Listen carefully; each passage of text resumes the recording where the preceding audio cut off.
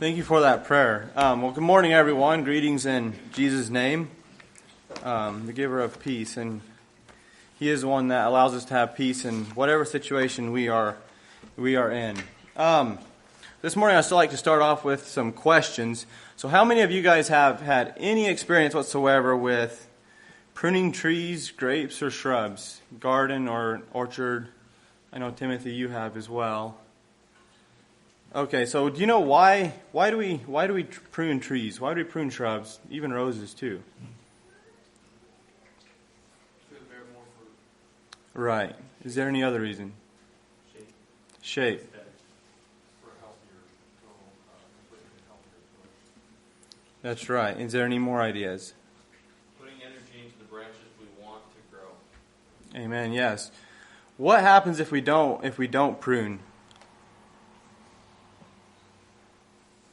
Like if there's a branch that we see and we're like, well, we'll leave that and leave it till next year. What happens to that branch? Does it get smaller? It grows. It grows, and it's a bigger problem for the next year. I'm going to write my title on the board this morning. Make sure open the right end of the marker.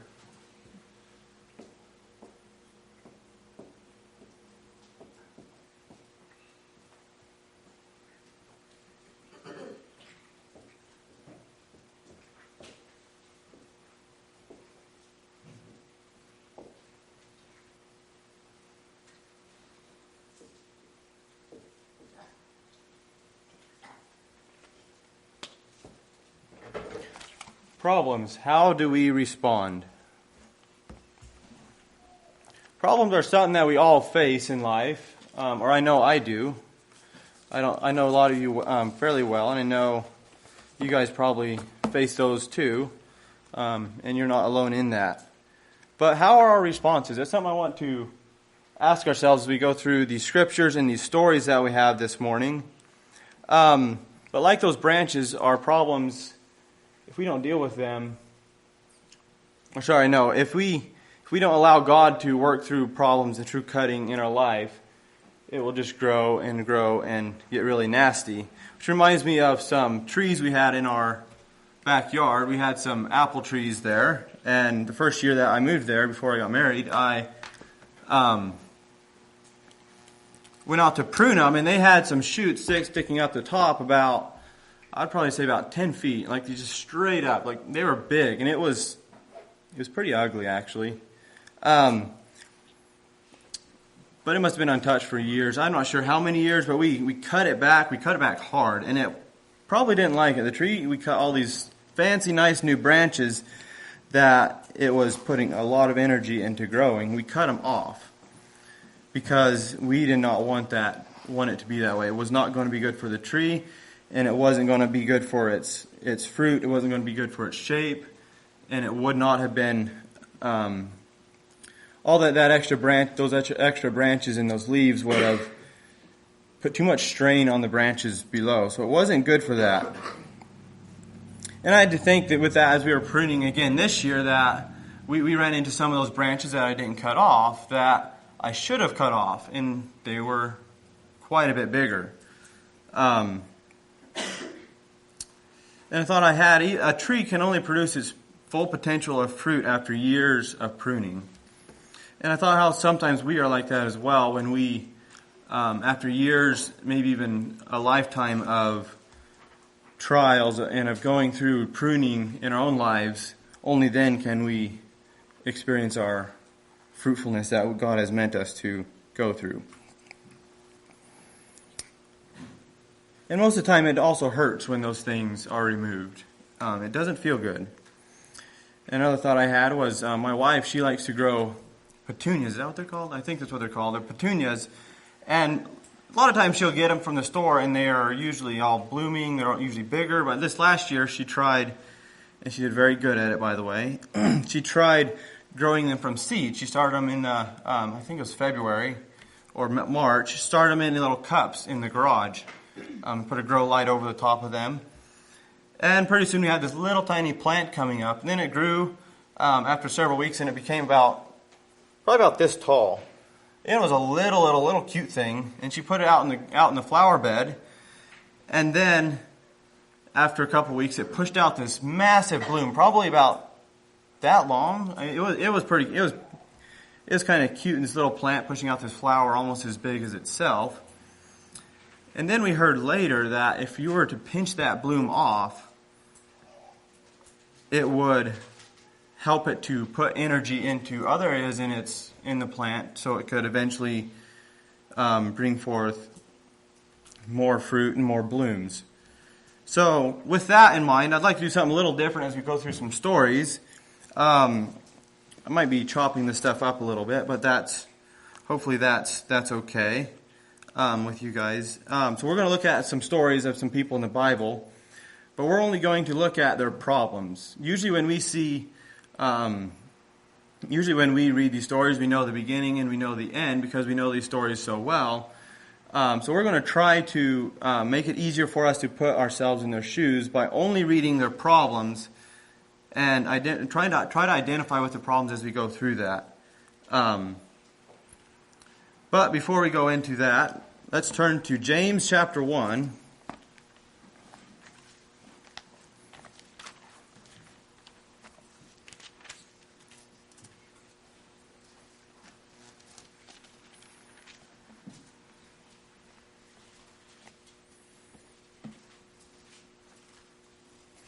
All right, James chapter 1, I'm going to read verses 2 through 4. My brethren, count it all joy when you fall into diverse temptations. And that's not diverse temptations like sometimes that word can look like, but it's diverse temptations. Knowing this, that the trying of your faith worketh patience. But let patience have her perfect work, that ye may be perfect and entire, wanting nothing. And I was folding blankets there at the warehouse a couple days ago, and as I was processing those, I was just thinking about what I was going to need to speak this morning and about this topic, and I wondered about this verse temptation. My brethren, count it all joy when you fall into diverse temptations. I'd always grown up that verse or that word temptation means to be tempted, or when you fall into temptation, when you're tempted of the devil to sin, something specific. But then I had the thought, maybe it doesn't quite mean that. So I looked it up, and the Strong's definition means it can mean a trial or a time of proving. So I thought that was interesting that we're called to count it all joy in that temptation. So we're going to look at some stories here and some people's experiences. We're going to see how they responded to the problems in their lives. And essentially, there's only two ways to respond. There's a good way and there's a bad way. There's a way that's going to result in death, as we'll see here with some of these stories, and then there's some that will result in, or that the result will be life and blessings to other people around them as well.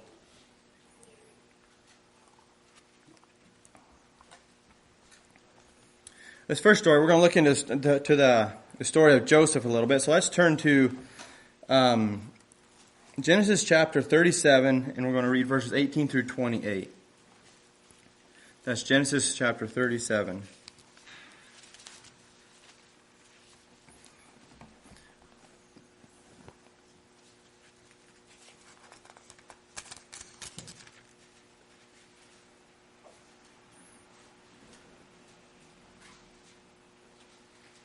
And as we read through these, try not to think of the ending, because we know the story of Joseph really well, and that is good. But I don't think we can quite grasp what it was like if we are thinking about the whole story. So just try to put yourself in Joseph's shoes here as we read. And when they saw him afar off, even before he came near unto them, they conspired against him to slay him. And they said one to another, Behold, this dreamer cometh.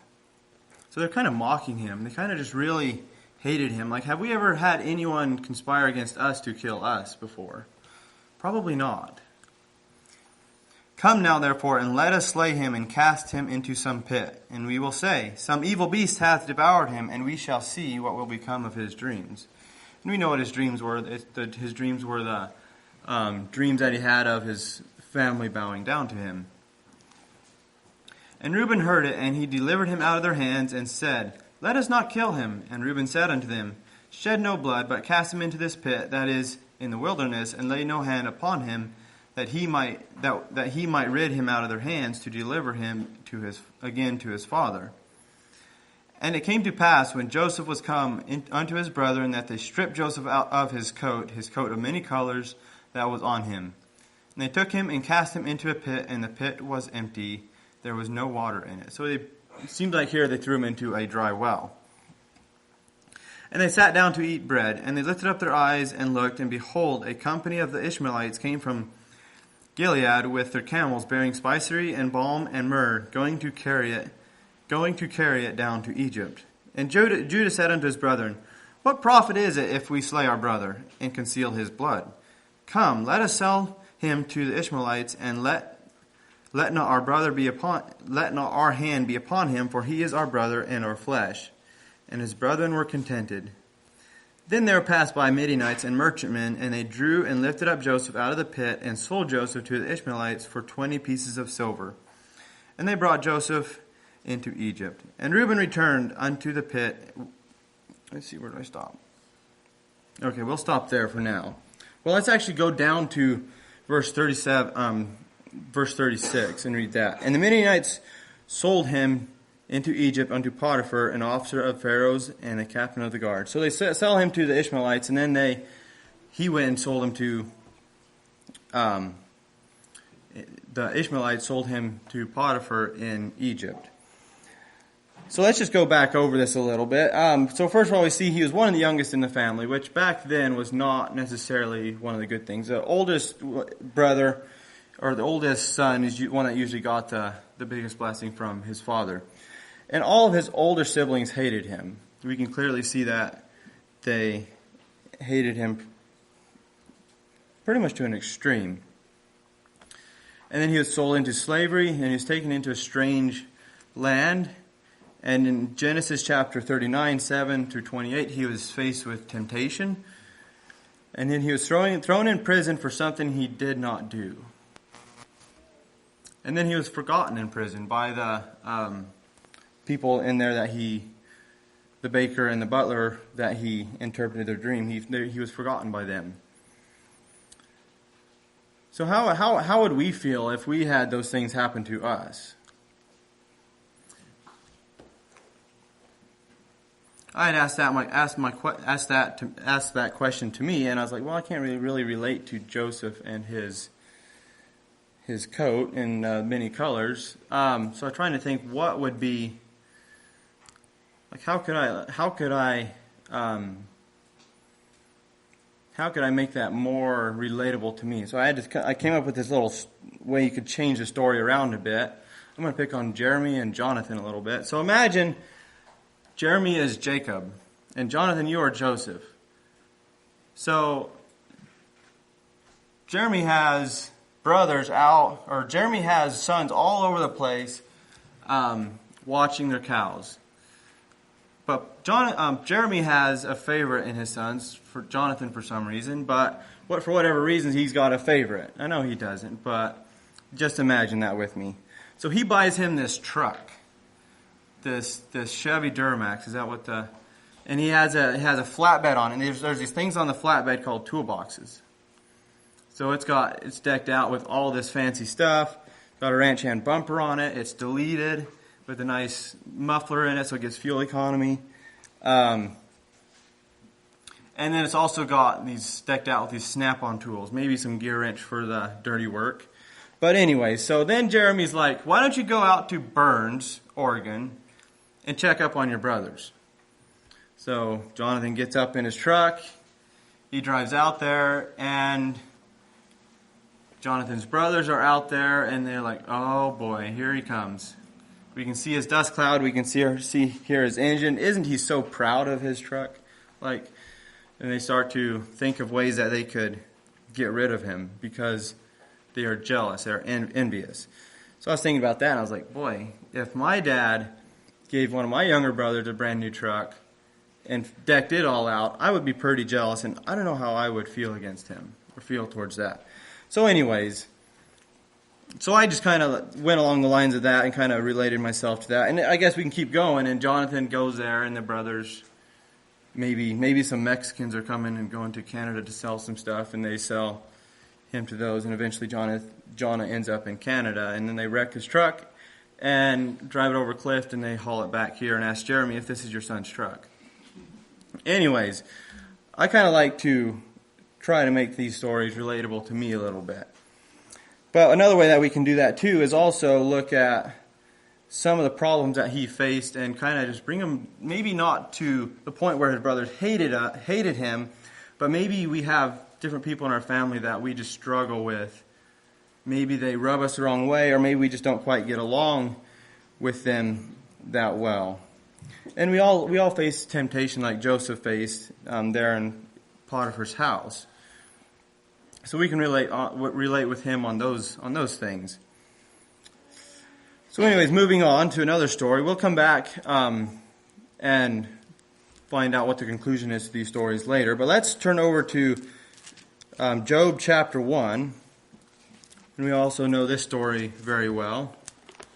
But again, I'd like you to try not to think of the ending or everything that we know, and try to think of what it'd be like to be in Job's shoes.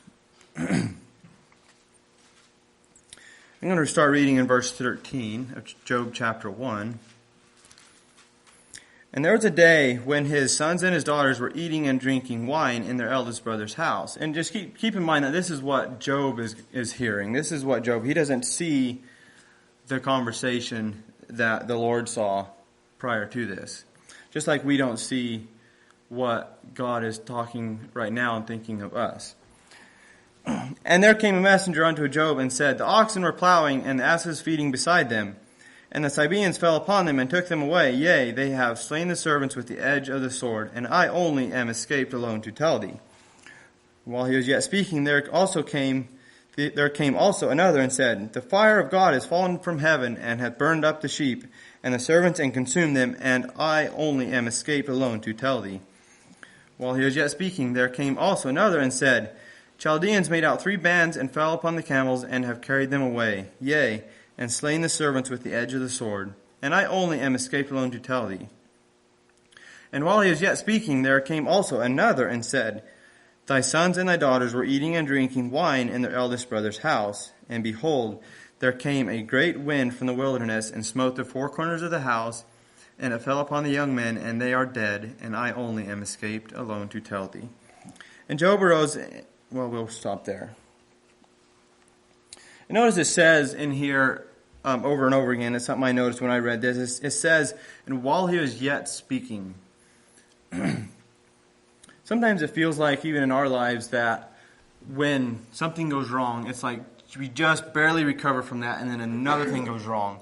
I can remember times getting ready for a trip, it's like, you get ready to go, you're finally getting out the door, and then you're just like, oh, you forgot something, or it's just like, what more could go wrong? And then another thing goes wrong. So that's something that stood out to me, but let's breeze over this again and just kind of pull out what went wrong to Job. So first of all, he loses his oxen, asses, and servants. And then he loses his sheep and more servants. Then he loses his camel and a lot more servants probably. Then he loses all of his children. And then in Job chapter 2, 7, and 8, he loses his health. And then in verse 9 of chapter 2, he loses the support of his wife. Which I can only imagine what that would be like.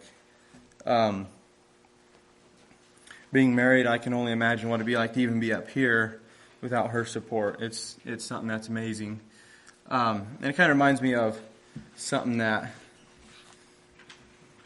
someone is at the last volleyball, I think, someone comes up and elbows me and is like, hey Titus, you're really standing up against the peer pressure of growing a beard. And I'm like, trying to find something to tell, some way to respond. And I'm like, well, with the support of my wife, I can almost do anything. So I think I can relate to a little bit of what Job, he lost the support of his wife, and I can only imagine what it'd be like to not have her support in life. So that would be pretty hard. And Job had it really hard. He had it kind of an extreme, we might think. But in a lot of ways, maybe we can relate because we lose things. We have family members pass away. We lose some of our assets to maybe our business takes some loss. Maybe we lose our health or something like that. Or maybe you lose the support of your companion, your wife. So we can kind of relate to a little bit to that. But this next story, maybe we can relate to a little bit more. So let's turn to John chapter 11, the Gospel of John.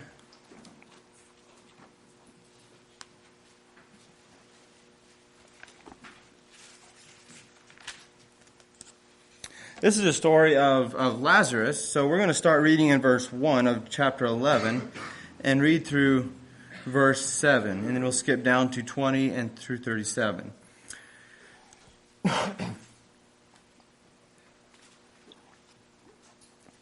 Now a certain man was sick, named Lazarus, of Bethany, the town of Mary and her sister Martha. It was that Mary which anointed the Lord with ointment and wiped his feet with her hair, whose brother Lazarus was sick. Therefore his sister sent unto him, saying, Lord, behold, he whom thou lovest is sick. So they're saying, Jesus, your friend is sick, the one that you love. When Jesus heard that, he said, The sickness is not unto death, but for the glory of God, that the Son of God might be glorified thereby. So she probably went home thinking, okay, he's going to get better. Now Jesus loved Martha and her sister and Lazarus. When he had heard, therefore, that he was sick, he abode 2 days still in the same place where he was. Then after that he said to his disciples, Let us go into Judea again. His disciples said unto him, Master, the Jews of late sought to stone thee, and thou goest hither again? So essentially he stays there, and he doesn't seem to be making any progress in that. So let's go down to verse 20 through 37. Let's see if I got this right. Let me see. I think we're not supposed to go there yet.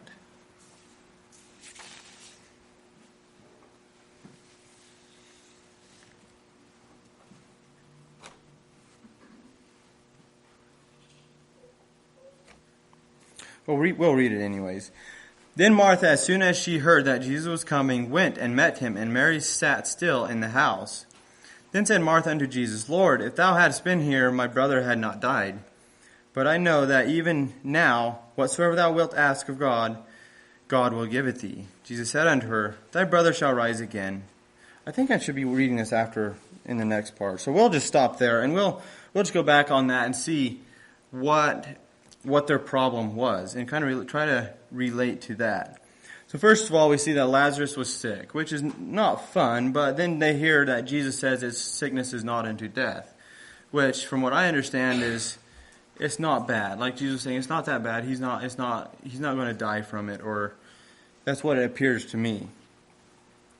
But then Lazarus dies. So here it seems like Jesus is not, what Jesus said would happen is not.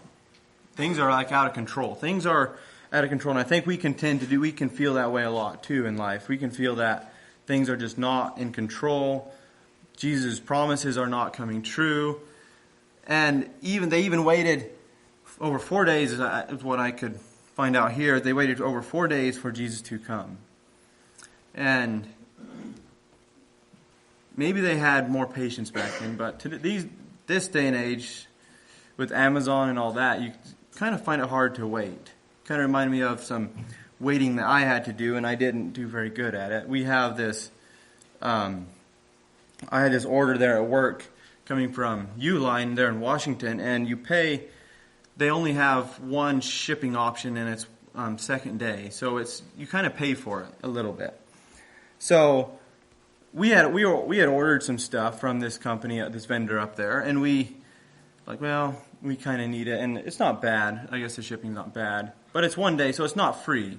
So you pay for the shipping, and it's supposed to be there the next day. So I'm like checking the tracking number, making sure it's getting left, and just looking at it because it's supposed to be here tomorrow.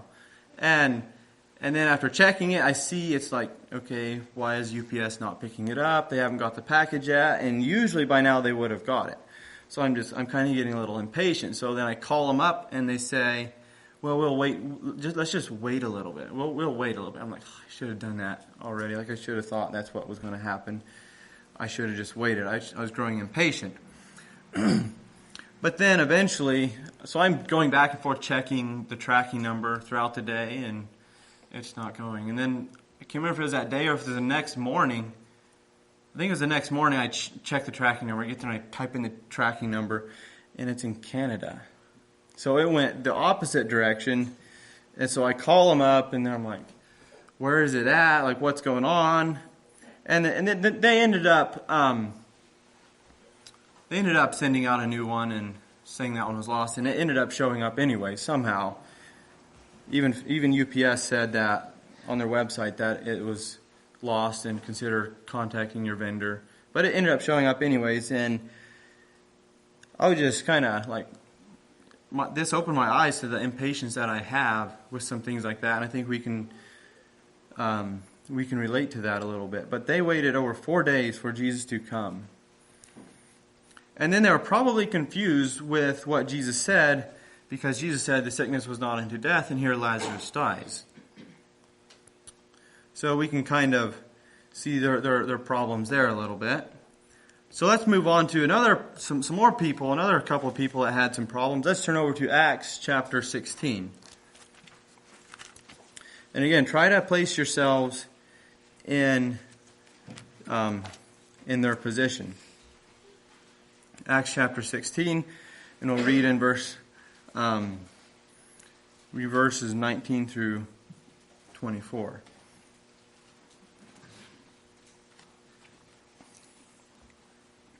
And when their masters saw that the hope of their gains was gone, they caught Paul and Silas and drew them into the marketplace unto the rulers. This is chapter 16, and we'll be reading in 20 next. And brought them to the magistrates, saying, These men, being Jews, do exceedingly trouble our city, and teach customs which are not lawful for us to receive, neither to observe, being Romans. And the multitude rose up together against them, and the magistrates rent off their clothes and commanded to beat them. And when they had laid many stripes upon them, they cast them into the inner prison, charging the jailer to keep them safely. Who, having received such a charge, thrust them into the inner prison and made their feet fast in the stocks. So we see here, first of all, their message that they're bringing was rejected by the people there, and then they were beaten, and then they were thrown into prison, and their feet were made fast in the stocks. How many of you guys know what these stocks look like? Kind of have an idea? Well, I searched, and I came up with a picture. It's kind of grainy, but I'll show it to you guys anyways.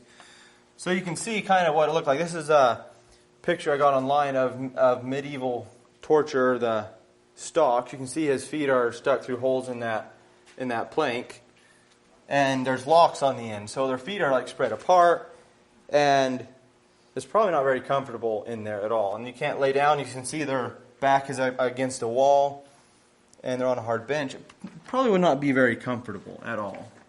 So not a good situation for them to be in at all. Not comfortable at all. So we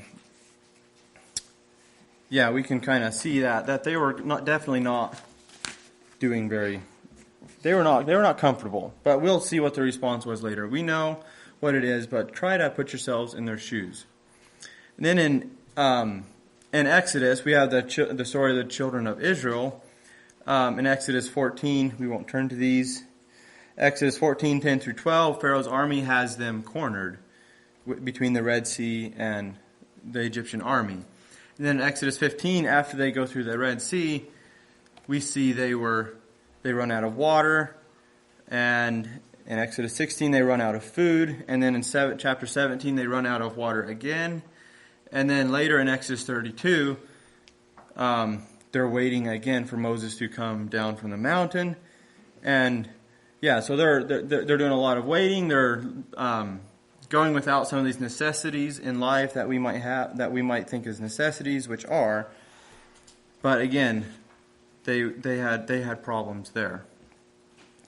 And then we'll turn to this next one, 1 Samuel chapter 13. We're going to read a story about Saul, or see a little bit about Saul. So 1 Samuel chapter 13. See if I can find it.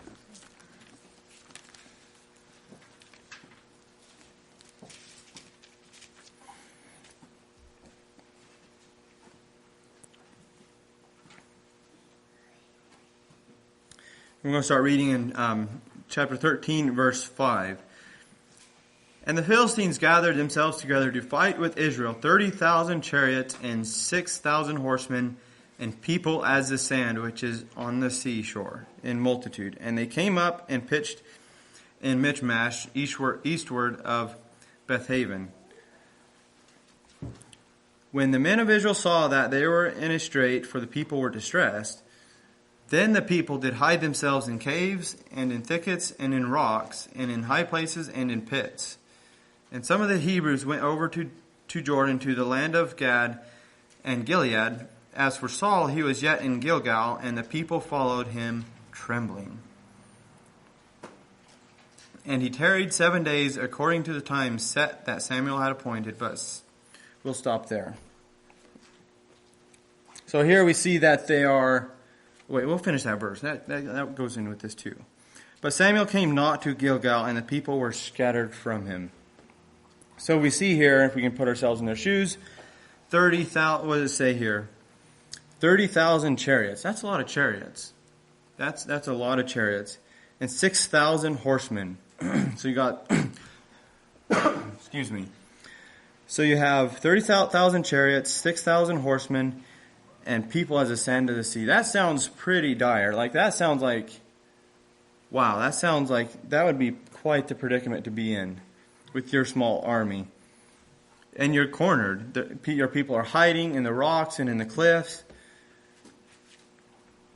And Samuel has not shown up yet. So we can see that Saul was in a predicament there too. All right, so let's go back through the stories and let's see how they responded. See what the response to the situation was. Let's go back to Genesis chapter 45. Read a couple of verses there.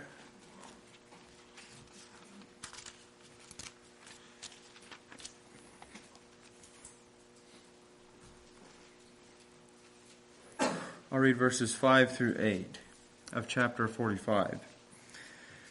Now therefore, be not grieved nor angry. And this is Joseph responding to his brothers after Joseph has been set up as Pharaoh in the land, and after all of the evil that Joseph's brothers did to him, this is what his response is. Now therefore, be not grieved nor angry with yourselves that ye sold me hither, for God did send me before you to preserve life. For these 2 years hath the famine been in the land, and yet there are 5 years in the which there shall neither be earing or harvest. And God sent me before you to preserve you a posterity on the earth, and to save your lives by a great deliverance. So now it was not you that sent me hither, but God. And he hath made me a father to Pharaoh, and lord of all his house, and a ruler throughout all the land of Egypt. So you can see there Joseph's response to the problems that he went through. Isn't that quite amazing that he was able to respond that way? That is definitely not the way the flesh, or my flesh anyways, would want to respond. And I have to ask myself, how would we have responded? There was so many opportunities for Joseph to be bitter, to be angry at God and at his brothers. But I believe his perspective on it all allowed him to not be bitter against his brothers or at God, or what God was allowing him to do. I think if we become bitter at those things around us if we become bitter at those things around us that are maybe directly tied with the trials or things like that, if we become bitter at those or are bitter at the people around us, I think it will hinder us from seeing what God has, the plan that God has through those things. So I think it's something that we need to be very careful that we do not become bitter against the hard time or the pruning that God does in our lives. And I have written down here a question that we can think about is how would we have responded to this situation? Like, put yourself in his shoes. What would our response have been? Are we bitter at anything? Maybe something that happened in the past. See, all this happened in the past, and yes, Joseph was in a different place, but was he? We can see here clearly that he was not bitter at it, even though it happened in the past. So, are we bitter at anything that happened in the past? And we can also see that he was faithful to God by choosing to flee Potiphar's wife instead of giving into that temptation. We can see he was faithful to God in that way. And he's also a faithful and trustworthy slave. And he's also faithful in the prison where even when God allowed him to be thrown there for doing nothing wrong. So he is faithful wherever he was. And moving on now, let's go to Job, see what his response was.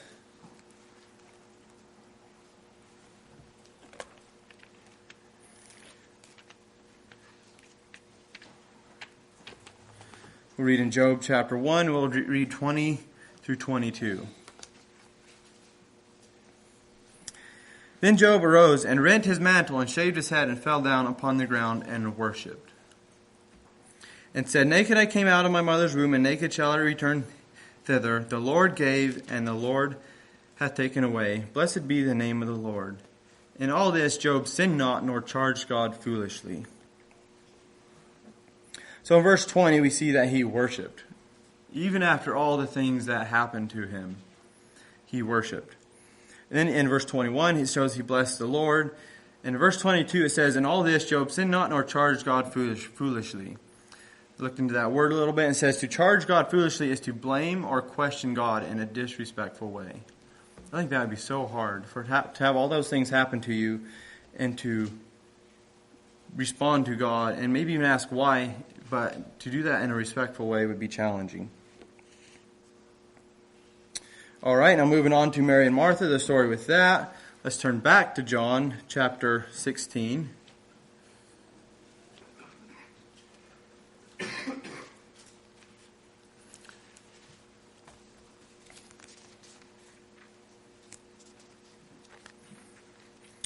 I'm going to have to eliminate some of this stuff so I can get done in time. Sorry, John chapter 11, and we'll read in verse 16.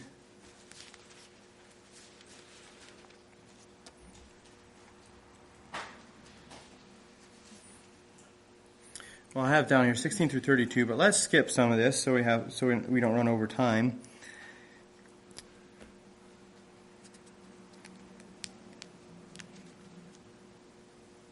Well, let's start there. Let's start in 20. Then Martha, as soon as she heard that Jesus was coming, went and met him, but Mary sat still in the house. Then said Martha unto Jesus, Lord, if thou hadst been here, my brother had not died.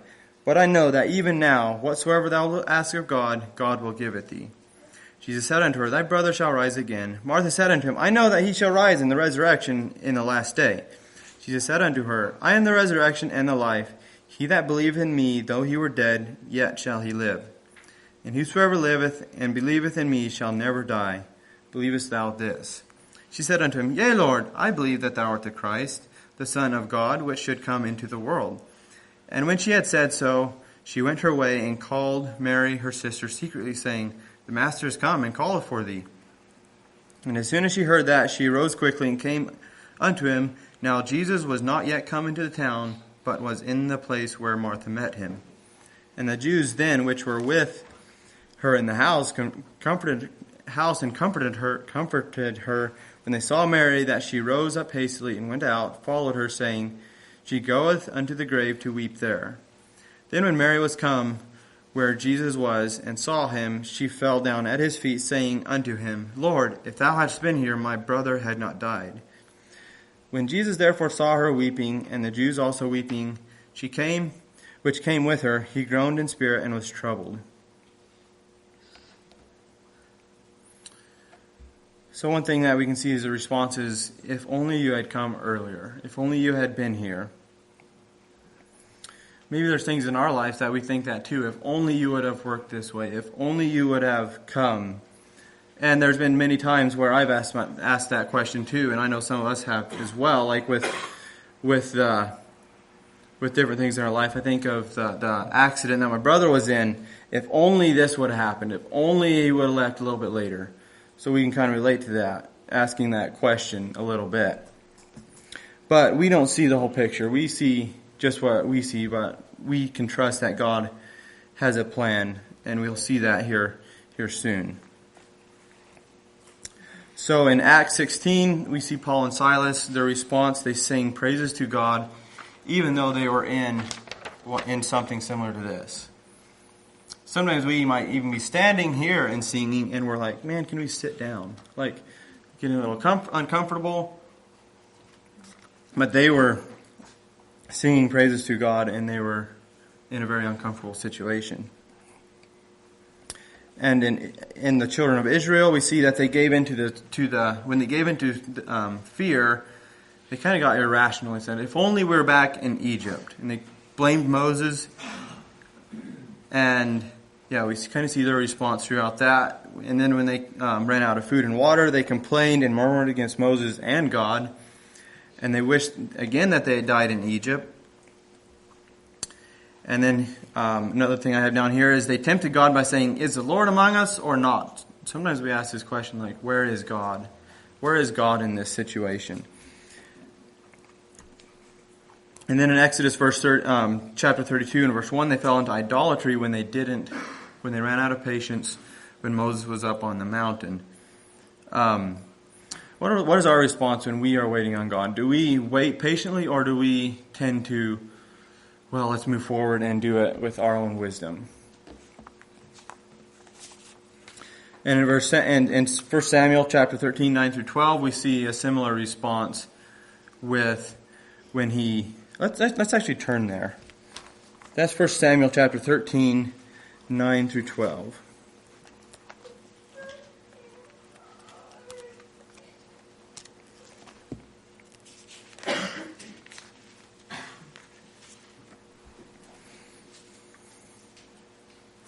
And Saul said, bring hither a burnt offering to me. And this is his response to the predicament that he was in with the enemy having a tremendous army around him. And he was waiting, and Samuel had not arrived yet. And Saul said, bring hither a burnt offering to me and peace offerings. And he offered the burnt offering. And it came to pass that as soon as he had made an end of offering the burnt offering, behold, Samuel came, and Saul went out to meet him, that he might salute him. So we can see here what Saul did. Just before Samuel got there, he proceeded with his own wisdom, and he disobeyed. And sometimes we can tend to do that. Just before God is about to do something, do a miracle, we can kind of mess things up sometimes. If we grow impatient and go about things in our own wisdom.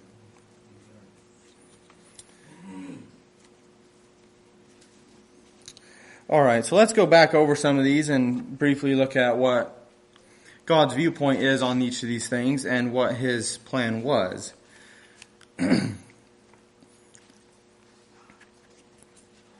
So we won't turn there, but in Genesis chapter 45, 5 through 8, I think we already read that. God had a plan to preserve the house of Israel, and Joseph, and all the trials he went through, kept his family alive through the years of famine. And we can all see that all the trials and the way it worked out for the good of his family and for Joseph himself. And it preserved the nation of Israel. And let's turn to Job chapter 1. Again, we'll see what God's perspective was on Job. I always thought this was interesting because it's kind of a little picture little glimpse in heaven that we can get here. I'll just read this quickly. In verse 1 or chapter 1, verses 6 through 12. Now there was a day when the sons of God came to present themselves before the Lord, and Satan came also among them. And the Lord said unto Satan, Whence comest thou? Then Satan answered the Lord and said, From going to and fro in the earth, and from walking up and down in it. And the Lord said to Satan, Hast thou considered my servant Job, that there is none like him in the earth, a perfect and an upright man, one that feareth God and escheweth evil. Then Satan answered the Lord and said, Doth Job fear God for naught? Hast not thou made an hedge about him and about his house and about all that he hath on every side? Hast thou not blessed the work of his hands? And his sustenance is increased in the land. So we can see here very clearly that what was going on in heaven prior to Job's trials. We can see that the conversation there between the Lord and Satan. And we see here that God only allowed that to happen because he knew Job could take it. And just like that reminded me of a verse in 1 Corinthians that talks about he won't let us be tempted more than that we are able. He won't allow us to go through more than what we can. And we can see that conversation go on there in heaven.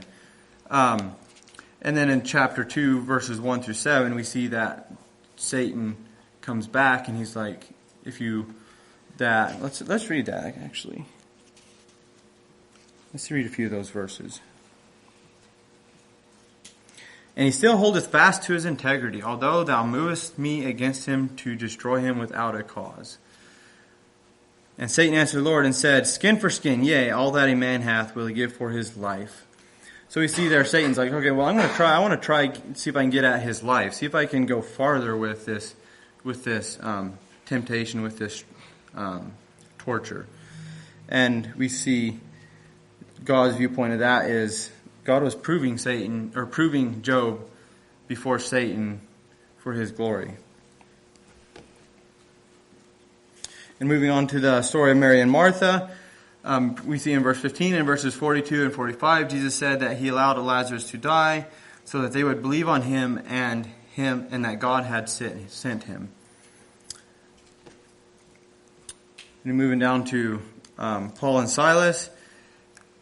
Let's actually turn there. Let's turn to Acts chapter 16.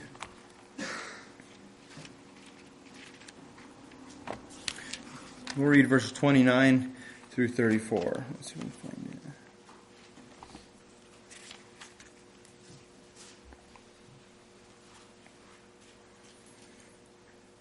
And this is right after the earthquake and Paul and Silas and the prisoners have been broken loose. And then he called for a light and sprang in, and this is the jailer that called for a light, and came trembling and fell down before Paul and Silas, and he brought them out and said, Sirs, what must I do to be saved? And they said, Believe on the Lord Jesus Christ, and thou shalt be saved in thy house. And they spake unto him the word of the Lord, and to all that were in his house. And he took them the same hour of the night, and washed their stripes, and was baptized, and he and all his straightway.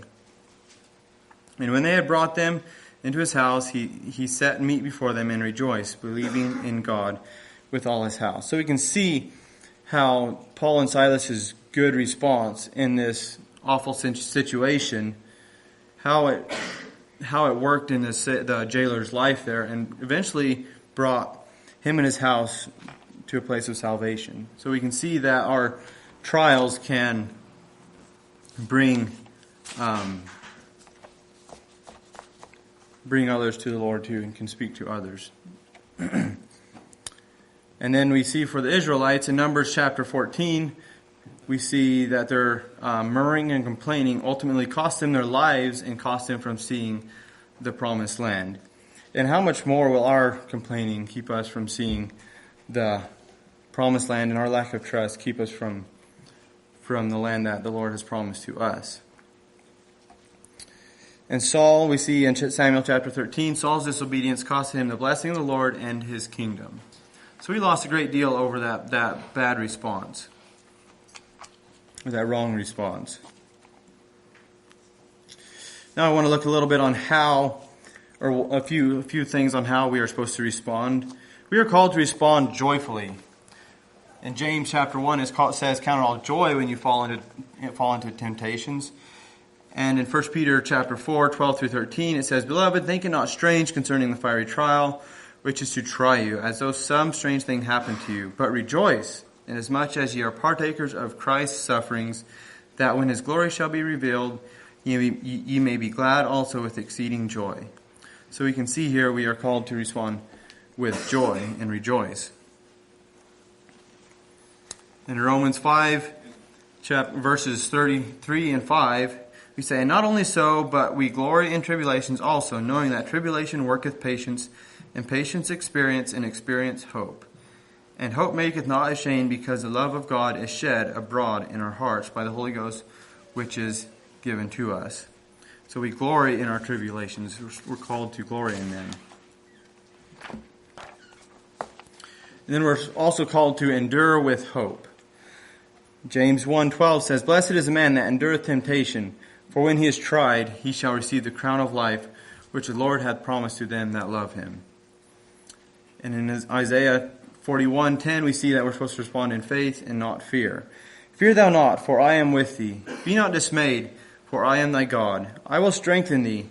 Yea, I will help thee. Yea, I will uphold thee with the right hand of my righteousness." And then quickly here before we close, I'd like to go through a few reasons why God might bring temptations to us. John 15, I might have someone read. Can someone find 1 Peter chapter 1, 6 through 7, and read that when I ask you to. If someone could do that, that would be great. Yeah, it's 1 Peter chapter 1, verses 6 and 7. But not yet. I'll let you know when we can read that. John chapter 15, verse 2 says, "Every branch in me that beareth not fruit, he taketh away, and every branch that beareth fruit, he purgeth it, that it may bring forth more fruit." So that kind of goes along with our example, the story earlier about pruning. But some reasons why God might bring trials into our lives can be to purge us and to prune those branches away. And in Isaiah 64:8, these hard times can shape us if we allow it to. "But now, O Lord, thou art our Father, we are the clay, and thou art our potter, and we are the work of thy hand." So we can see there it is to shape us into the image that he wants us to be in, so we can be a useful vessel for him. Can someone read 1 Peter 1, 6 through 7? "Wherein ye greatly rejoice, though now for a season, if need be, ye are in heaviness through manifold temptations, that the trial of your faith, being much more precious than that of gold, that perisheth, though it be tried with fire, might be found unto praise and honor and glory at the appearing of Jesus Christ." Thank you. So what do we see there the reason for trials could be?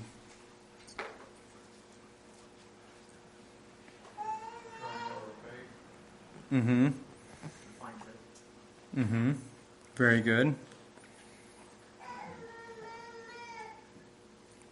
I've written down here that we may be found unto praise and honor at the appearing of Jesus Christ. So we can go through those just for the Lord's glory, for his praise and honor. And we can see in this story that we read earlier about Paul and Silas, it can be for the salvation of others.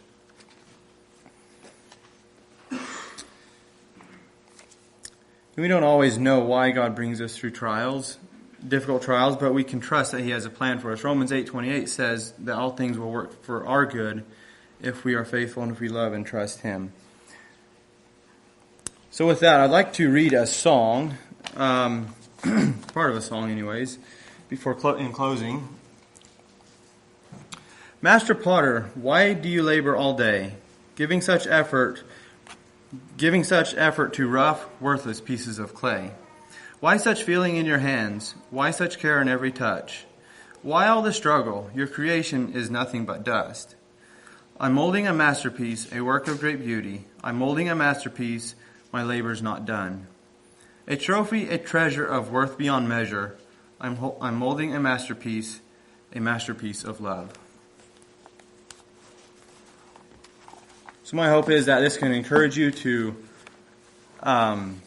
be faithful in those hard times that the Lord brings us through, and also to stand strong and not to fall to the temptations or the trials that we might be tempted to fall into. whether that be murmuring and complaining like the Israelites, or growing impatient and resulting to our, or growing impatient and ultimately following our own wisdom and disobeying what the Lord has for us. So, thank you for your time.